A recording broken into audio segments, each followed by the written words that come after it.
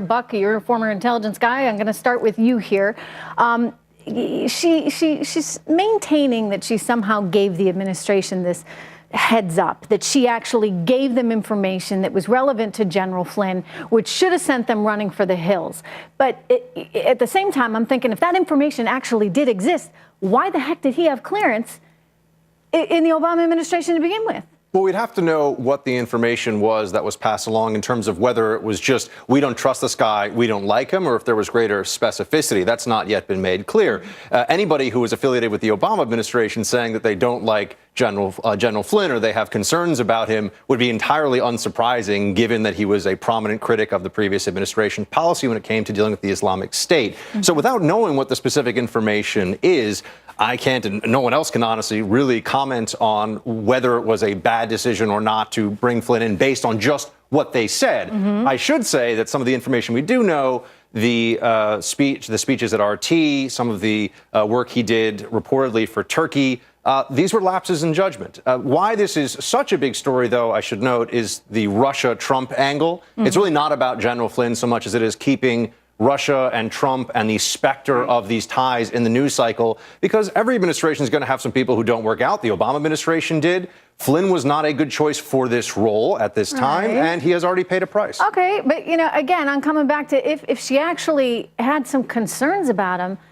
I just don't know why Stewart should be he'd be in that position to begin with. In other words, wouldn't the Obama administration, if they were that concerned about any potential lapses in judgment, et cetera, why did they allow him to stay there to begin with? I mean, why do you have to go to Trump after the fact? Why wouldn't you just boot him?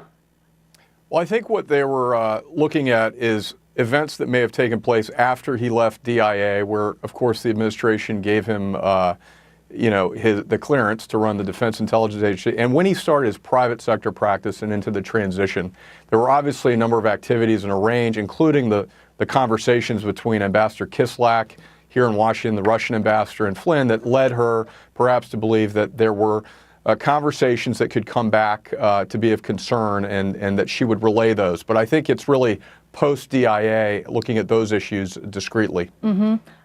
Gina, how much of this is really substantive? How much of this is really political in your view right now? It's political. You look at it's like looking at a game, Trish, that was lost and saying what should have been done differently. The Trump administration fired Flynn. This is over. Comey has even said there is zero evidence of any collusion. They are still chasing that paper tiger, if you will, when what they really should be talking to her about is, of course, the leaks that there is ample evidence of. Why is it that the media and the left in general want to continue to discuss a non-issue that there's zero evidence of in lieu of discussing what there is ample evidence of, and that is leaks that took place that she may have good information about and should be talking about instead. Well, this is exactly what Donald Trump brought up today. If we have the tweet, we can show it to you. But he basically said, look, somebody ought to be asking her about these leaks, because you got to wonder, ask Sally Yates, he writes under oath, if she knows how classified information got into the newspapers soon after she explained it to the White House counsel. Look, it's a good question. It could have gotten there a multitude of different ways, but some people are suggesting that maybe she was the source of this leak. Buck, walk us through how these leaks can happen in the intelligence community. In other words, she wasn't the only one who had any intel on General Flynn. She is somebody who's already been willing to grandstand publicly. We saw this on her unwillingness to enforce the Trump administration's immigration ban, which I think is part of why she's also now getting additional attention for the possibility of a very politicized leak. How these things happen are rather straightforward. Somebody who would have high-level access, who has a security clearance, who has lawful access to the information, decides to take that information and share it with a party in a manner that is unlawful, right? Just calling up somebody at a newspaper and saying, hey, this is what I've got. You should know this. You should run with this. It's very straightforward. Now, those leaks can be tracked down. Depends on what the method of communication may have been. But it's not clear that Yates is the person who leaked anything.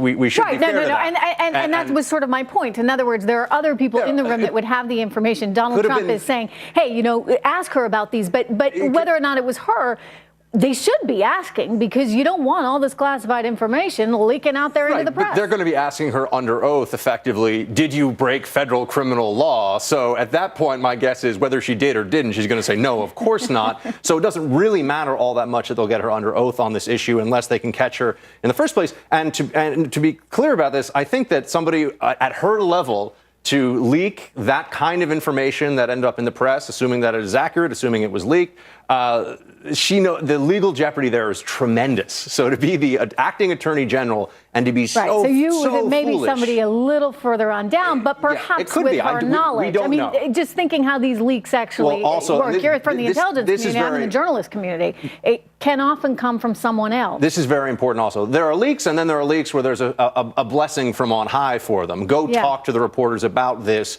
without it necessarily being something that everybody would be, they're not holding a press conference about it, but they are having somebody. So when you get asked under oath, did you actually leak this? You get maybe is that a leak or not? I mean, for somebody lower down the chain, it becomes a more interesting question.